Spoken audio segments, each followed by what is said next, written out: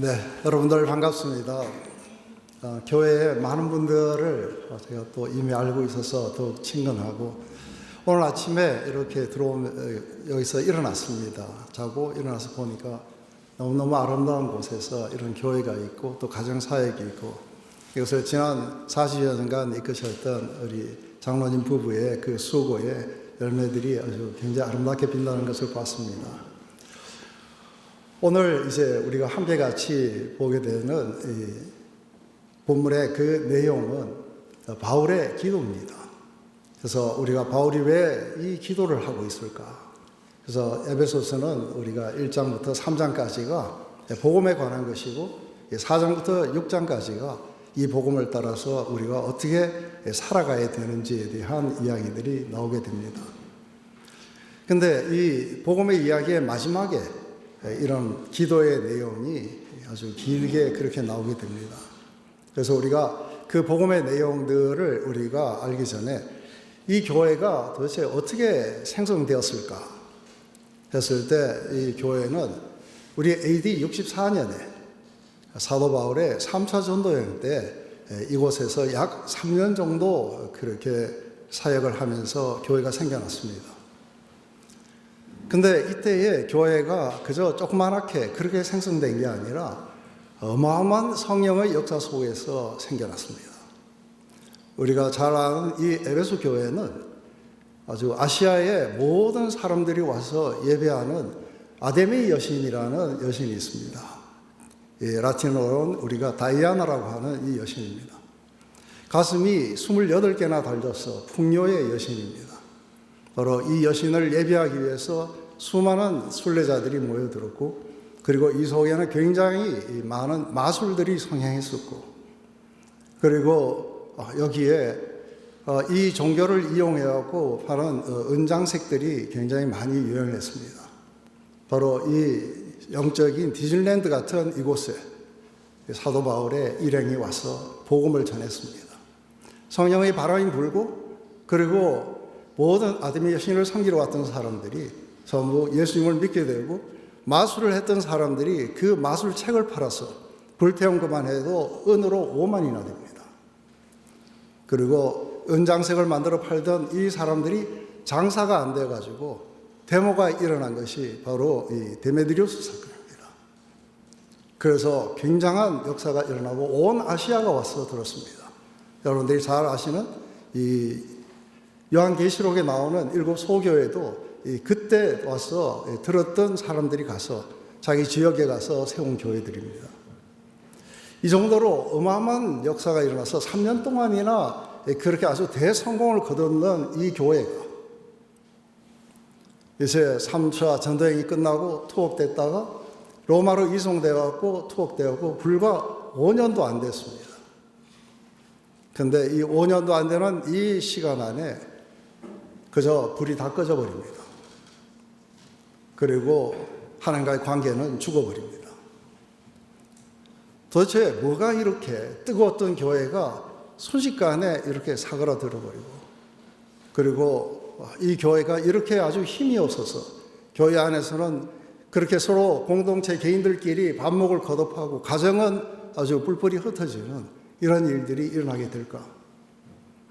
그것은 바로 하나님의 은혜를 잃어버렸기 때문입니다. 하나님이 얼마나 우리를 사랑하셨는지 그 사랑을 잃어버렸기 때문인 것입니다. 하나님과의 살아있는 이 관계를 잃어버린 교인들은 더 이상 제대로 기능할 수 없습니다. 교회가 기능할 수 있는 것은 하나님의 은혜와 사랑이 각자의 심령 속에 생생하게 살아있을 때만이 이것이 가능하다고 봅니다. 이것이 에베소 교회뿐만이 아니라 모든 역사 속에서 교회들이 다 반복해왔던 사건들입니다. 한번 복음이 선포되고 하나님의 그 은혜가 선포되고, 그리고 하나님의 사랑이 각자의 심령 속에서 살아나면 교회는 예수 그리스도를 향한 믿음이 생겨나고, 그리고 아주 굉장한 뜨거운 성령의 바람이 불어오고, 그리고 교회는 확장이 됩니다. 모두가 다 하나님이 하신 큰 일들을 그렇게 높여드리고 하는 일들이 일어나다가 갑자기 사람들은 좀 더 자신의 삶을 거룩하게 만들고, 그리고 교회 봉사나 이런 것에 훨씬 더 열심히 일을 하기 시작하면서 그만 하나님과의 사랑에 살아있는 이 관계를 잃어버리고 맙니다. 얼마 안 가면은 성령의 바람이 꺼지고 기쁨은 사라지고, 그리고 아주 자발성을 가지고 했던 그 봉사들은 이제 무거운 의무들로 다 전락해버리게 됩니다. 그러다가 한참 시간이 지난 후에 또다시 복음이 선포가 되고, 또다시 하나님의 은혜가 재발견되고, 하나님의 사랑이 각자의 삶 속에 사무치기 시작하면 교회는 다시 부흥하기 시작했습니다. 이 주기를 계속해서 오늘날까지 반복해오고 있는 것입니다. 이게 이제 오늘날의 우리의 신앙의 삶도 마찬가지입니다. 동일하게 한때는 우리가 뜨겁게 하나님을 사랑하고, 그래서 하나님의 사랑이 우리의 삶 속에, 그리고 예수 그리스도와의 그 관계가 생생하게 살았다가 얼마 안 가면, 제가 늘 그런 이야기 합니다. 짧으면 3개월, 길면 3년이라고요. 그렇게 3년이 지나면 그 다음부터는 점점 더 실제로 우리를 이렇게 신앙생활로 뜨겁게 만들어줬던 하나님의 사랑과 은혜는 잊어버린 채 이제는 뭔가 봉사와 의무만 남고 제도화된 그런 교회들로 전락하게 되는 것을 봅니다. 바로 이 교회를 어떻게 살려야 될까?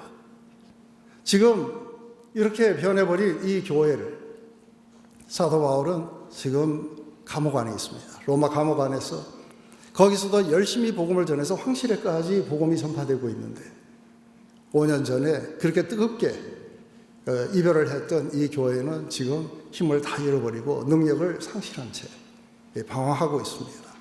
바로 이 교회를 그렇게 다시 한번 살리기 위해서 어떤 방법을 취할까?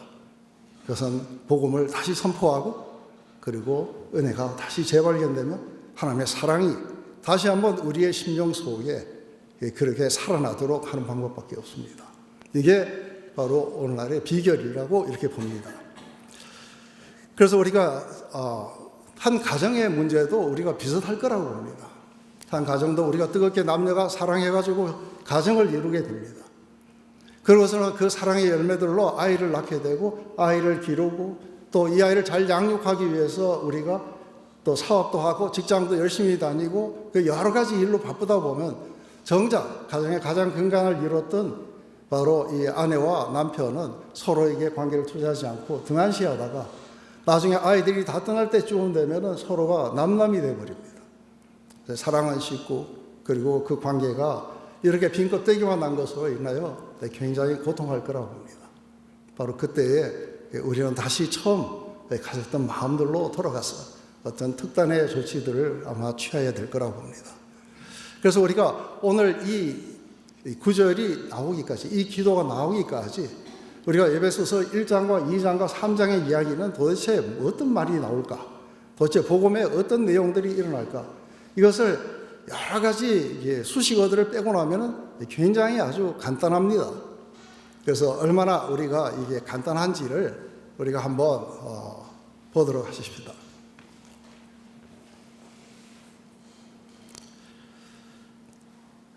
우리가 제일 먼저 에베소서 우리 1장 3절에서부터 우리 14절까지의 요약이 나옵니다. 여기에는 하나님께서 우리에게 모든 신령한 복으로 우리를 축복해 주셨습니다. 그 축복의 내용은 다름이 아니라 창세전에 사랑 안에서 우리를 택하시고 그리스도로 말미암아 우리의 자녀가 되도록 그렇게 해 주셨다는 이야기입니다.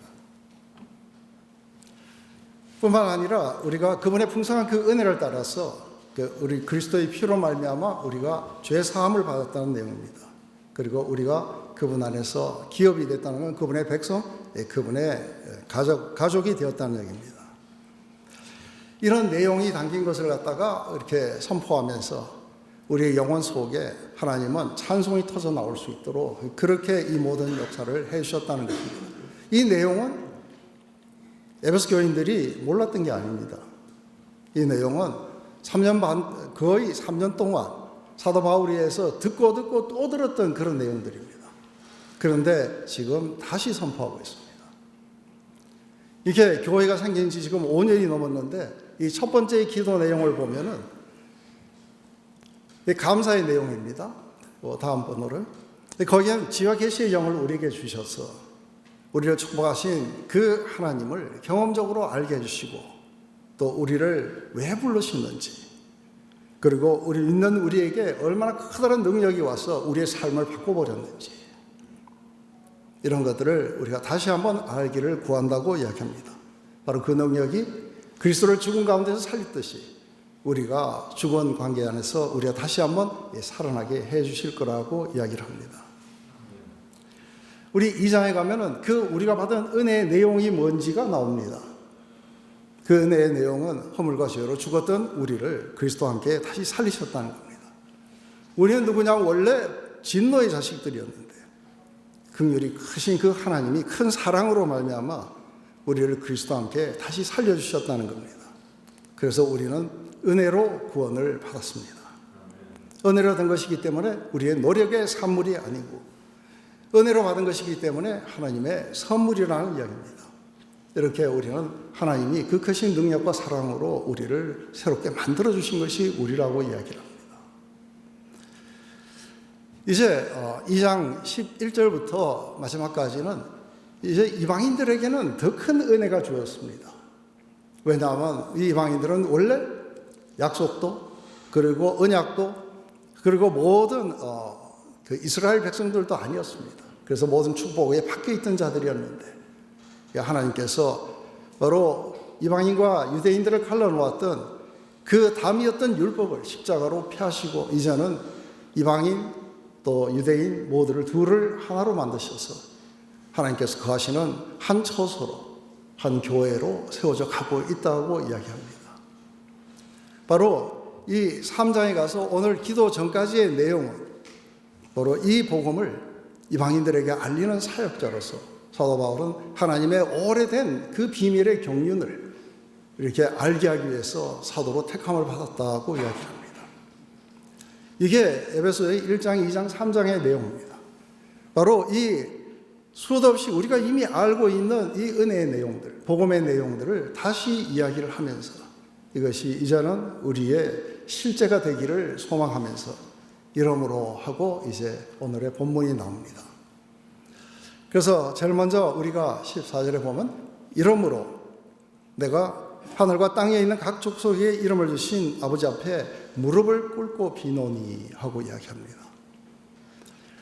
이러므로 이야기한 것은 하나님께서 우리에게 이런 사랑과 자비로 우리를 갖다가 은혜로 우리를 다시 살리셨고 하나님의 자녀가 되게 하셨고 커다란 축복의 삶으로 우리를 인도하셨기 때문에 이러기 때문에 사도 바울은 다시 기도합니다. 특별히 이방인들을 위해서 기도합니다. 왜냐하면 이 에베소 교회는 거의 대부분이 이방인들이었습니다. 그래서 기도할 때 그 하나님을 이스라엘의 하나님이라 하지 않고 각 족속에게 이름을 주신 아버지라고 이야기를 합니다.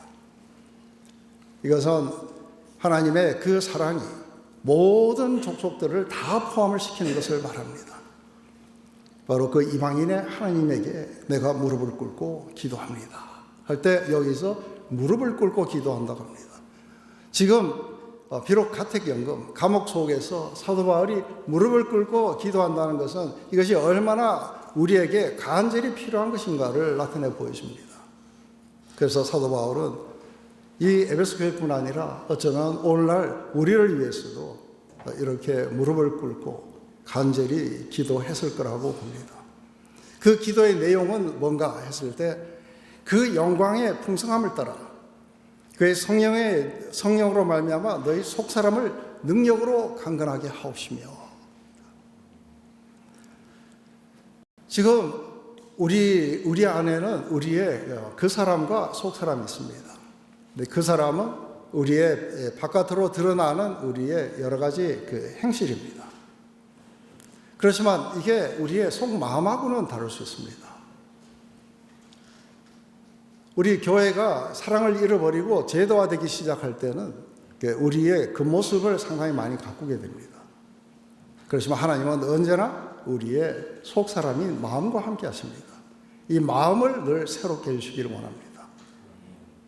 그래서 마음이 우리가 하나님의 사랑으로 가득 차 있고 우리의 마음이 하나님과의 관계 안에서 살아나지 그렇다면 아무런 능력이 없을 거라고 봅니다.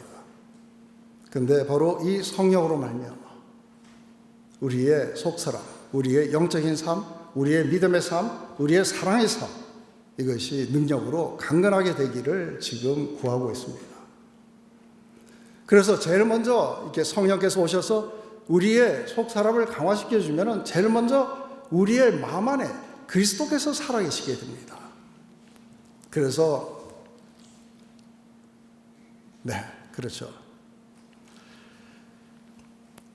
우리가 믿음으로 말미암아 그리스도께서 너희 마음에 계시게 하옵시고, 성령께서 어떻게 그리스도를 우리 마음 안에 계시게 하시는가 하면, 우리가 성령을 받았다, 성령의 바람이 불었다고 하는 것은 성령님은 하시는 일이 단 하나입니다. 그것은 바로 그리스도를 우리에게 알려주시는 것입니다. 그분의 사랑, 그분의 은혜를 우리가 생생하게 경험하게 해주시는 분입니다. 그 성령의 역사가 우리에게 불어오면 제일 먼저 우리의 마음속에 그리스도께서 살아계시게 될 겁니다. 누가 우리의 마음속에 살아있을 수 있습니까? 우리를 그렇게 사랑한 분이 우리의 마음속에 살아있을 거 아니겠습니까? 우리가 온 마음으로 사랑하며 따라가고 싶은 분이 우리의 마음속에 살아계시게 될 겁니다. 바로 이 사랑이 리얼할 때만이 그분이 우리의 마음속에 살아계실 겁니다. 이게 바로 우리가 그분의 사랑을, 그분의 은혜를 우리가 믿음으로 받아들이고 그분은 우리 안에 그렇게 살아계시게 될 것입니다. 이뿐만 아니라 그 전에 너희가 사랑 가운데서 뿌리가 박히고 터가 굳어져서 이야기합니다. 한번 사랑을 경험해가지고는 뿌리가 안 박힙니다. 그리고 터가 굳어지려고 그러면은 한번 이렇게 해서 뭔가가 오늘 누군가와 깊은 사랑을 한번 느꼈다고 그 사랑이 아주 우리의 모든 앞으로의 삶에 그렇게 기초가 될 수는 없습니다. 많은 사람들이 왜 신앙의 삶이 그렇게 힘없이 나락으로 떨어지는가 하면은 바로 이 사랑을 지속적으로 살아있도록 하지 못했기 때문에 그렇습니다. 그래서 한번 언젠가 우리가 사랑을 경험한 적이 있을 겁니다. 그렇지만 그 사랑이 지금은 없어요. 죽어버려요. 근데 이게 뿌리가 내리려고 한다면, 터가 굳어지려고 한다면, 그래서 우리가 나무가 자라서 열매를 맺으려면 이 뿌리가 사랑 안에 박혀 있어야, 하나님의 은혜와 사랑에 우리의 뿌리가 박혀 있어야 열매가 자라갈 수 있습니다. 그리고 우리가 짓는 모든 건축물들은, 그것이 가정이었던 교회든 그분의 사랑에 기반을 두지 않는다면 이게 곧 무너질 겁니다. 그래서 바로 우리의 신앙의 삶이 그분이 우리 안에서 생생하게 살아계실 뿐 아니라 그분의 사랑 가운데 우리가 뿌리를 내리고 터가 굳어지고, 그 결과가 우리는 능히 모든 성도와 함께 지식에 넘치는 그리스도의 사랑을 알고 합니다. 이것은 우리가 한 사람이 아는 게 아니라 그리스도인이라면 다 알아야 되는 사랑입니다. 그런데 그 사랑은 지식에 넘치는 사랑이에요. 이 지식에 넘치는 사랑이라는 것은 일반적으로 우리가 가진 지식을 전부 초월하는 사랑이에요. 왜냐하면 아무도 자신의 말을 따르지 않는 그런 어떤 연약해진 그런 사람들을 우리가 사랑하지는 않을 겁니다. 하나님의 말씀을 따라갈 수 없는 연약한 속에 빠져있는 우리들을, 그리고 우리가 그 결과로 하나님이 원하시는 삶을 살지 않고 하나님이 없는 듯한 그런 삶을 살고 있던 불경연했던 우리들, 그리고 아주 죄 가운데 깊이 있던 우리들을 사랑하셨다는 이야기입니다. 바로 그 사랑 때문에 우리가 하나님이 우리를 사랑하신다는 것을 확정해 주셨다고 합니다. 그래서 이것을 우리가 로마서 5장 6절에서부터 11절 사이에 보면 왜 지식에 초월하는 사랑인지를 이야기합니다. 일반적으로 의인을 위해서 죽는 사람이 없어요. 그런데 아주 선한 사람을 위해서는 혹 있을지 모르겠지만 죄인을 위해서는, 불경한 자를 위해서 죽는 사람은 없을 거라고 합니다. 이것은 우리가 일반적으로 생각하는 그런 사랑을 초월한 사랑이에요. 이 사랑은 무조건적인 사랑이에요. 근데 점차적으로 신앙생활이 깊어갈수록 점점 더 조건화되기 시작해요. 그리고 우리가 이렇게 하지 않으면 하나님이 우리를 사랑하지 않으실 것처럼 그렇게 점점 더 느껴가면서 점점 더 우리의 신앙의 삶은 압박과 부담으로 다가오게 됩니다. 모든 자발성과 기쁨을 다 잃어버린 채 능력 없는 것으로 전락하게 될 거라고 봅니다. 바로 이 사랑, 초월하시는 사랑, 무조건적인 사랑, 그것이 바로 하나님의 은혜의 사랑입니다. 바로 그 사랑을 모든 성도들이 함께 같이 알아야 될 사랑이라고 이야기합니다. 근데 그 사랑을 그냥 한번 아는 것이 아니라 그 사랑이 얼만큼 넓고 그리고 길고 깊고 높은지 그것에 대해서 우리가 알아가기를 구합니다. 그래서 제일 먼저 넓이라고 이야기를 한다면 여기에 포함되지 않는 사람이 하나도 있으면 안 됩니다. 어떤 족속이든 아무리 미개인이라 할지라도 우리가 와우라니 족속이나 이게 남자들의 40%가 서로 창으로 찔러 죽이는 이런 아주 미개한 족속이었던 와우라니 족속에게도 복음이 전파되고, 그리고 숲속에서 아마존의 그 숲속에서 살던 이게 과라니 족속들에게도 전파되고, 이리한 자야든 어디에든 사람을 잡아먹던 이 사람들에게도 복음이 전파되어서 그들을 전부 그분의 사랑 가운데로 포함합니다. 그것이 깽단이의 일원이었던 누구였든 아무 상관이 없습니다. 그 사랑은 모든 것을 품는 사랑이에요. 그 넓이가 얼마나 넓은 사랑인지를 알아가야 된다고 이야기합니다. 그 길이는 영원 전부터 사랑 안에서 우리를 택하셨어요.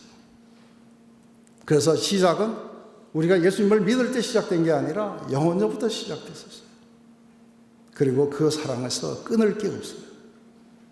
그 어떤 것도 현재 일이나 지금 있는 일이나 아니면 장래에 일어난 일이나 과거의 일이나 높음이나 깊음이나 그 어떤 것도 이 사랑을 끊을 수 없는 영원한 사랑인 것입니다. 바로 우리가 그 사랑 가운데 우리가 놓여져 있다는 겁니다.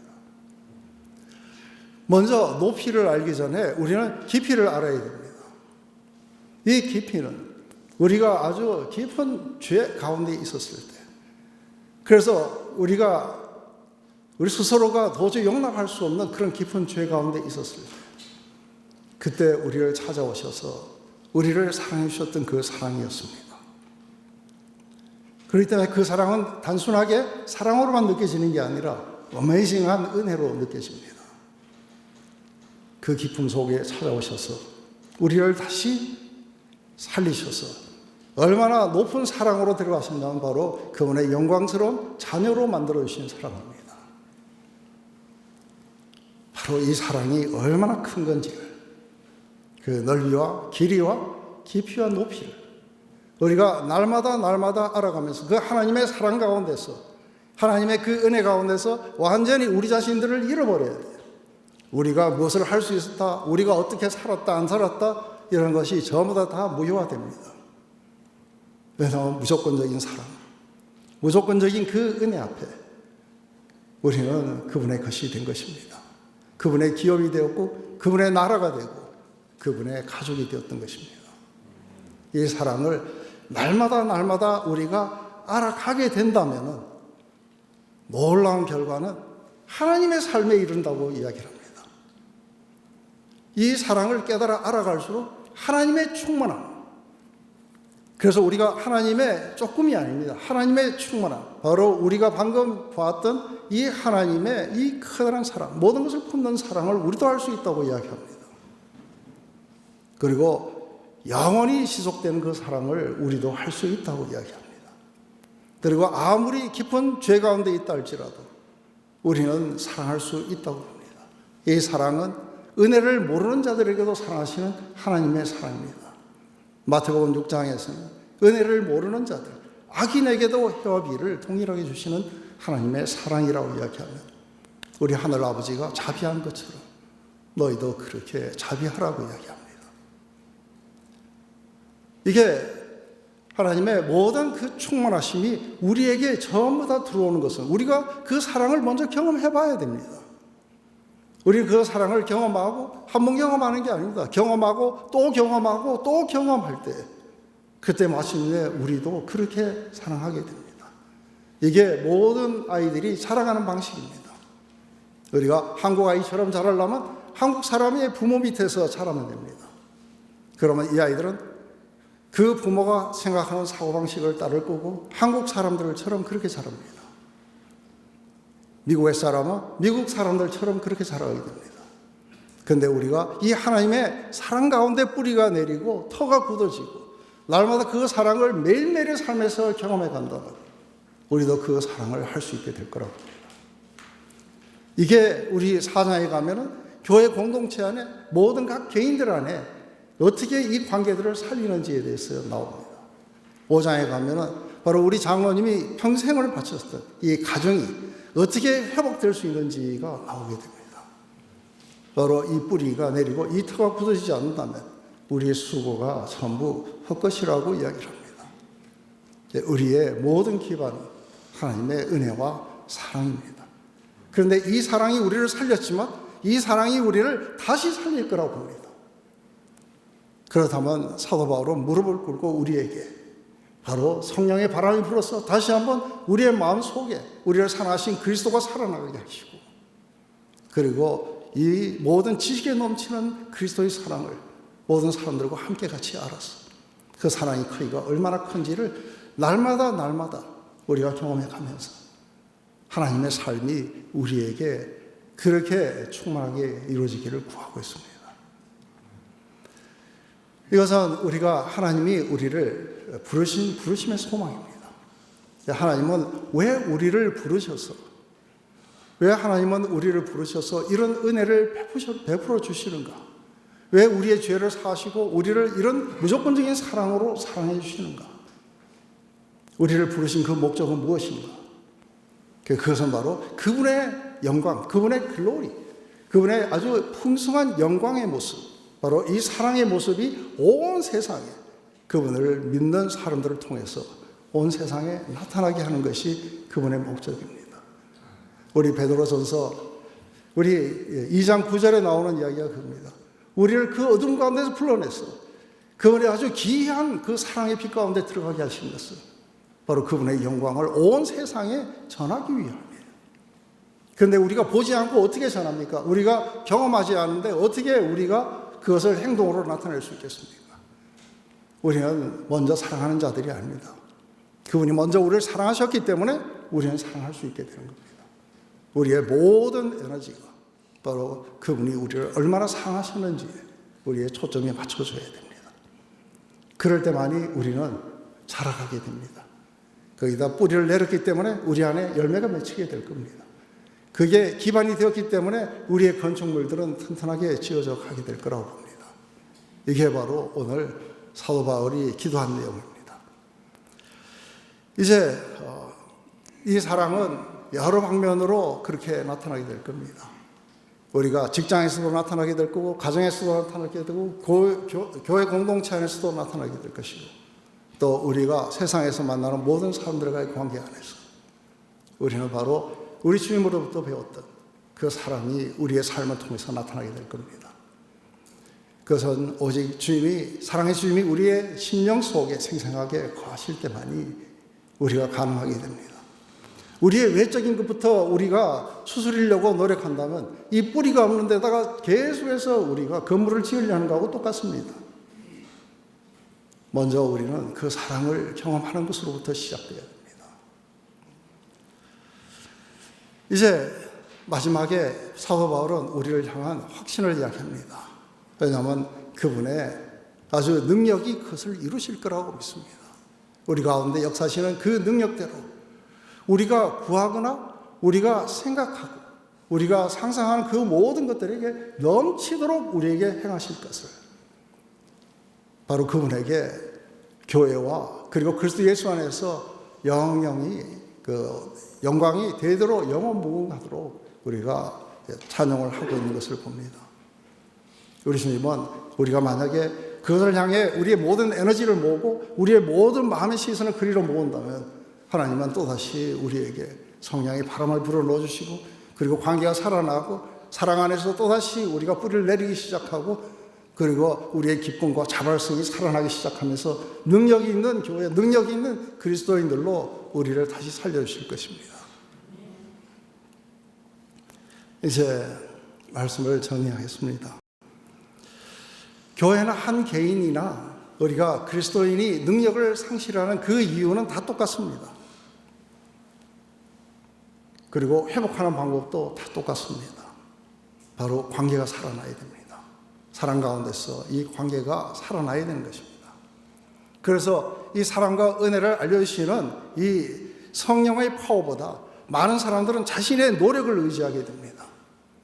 그리고 많은 사람들은 자신의 선행이나 도덕 이런 것에 굉장히 많은 관심을 갖게 될 때, 그때의 성령의 바람은 순식간에 식어버릴 겁니다.